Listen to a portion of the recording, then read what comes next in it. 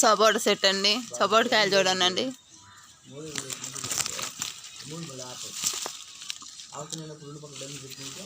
చిన్న మొక్క అండి. చిన్నప్పుడు ఒక 150-200 పెట్టి మొక్క కొనుక్కొచ్చాడు నాన్న.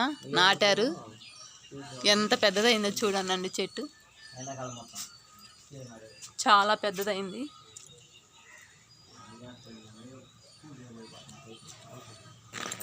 చెట్టు చూడండి ఎంత పెద్దదైంది. అసలు ఎన్ని కాయలు కాస్తుంటే అన్ని కాయలు కాసిద్ది.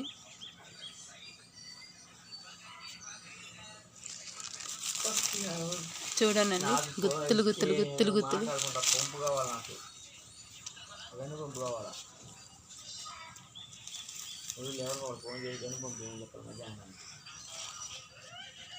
చూడండి ఊరు వెళ్ళేటప్పుడు కోసుకెళ్దామండి.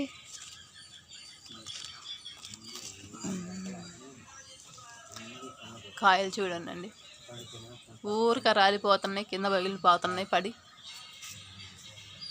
రాలి కింద పగిలిపోతున్నాయి ఒక్కొక్క కాయ. అందుకని మనం కోసుకెళ్దాం. కోసుకెళ్ళి 2 రోజులు అట్లా పెట్టేస్తే మాగుతాయి.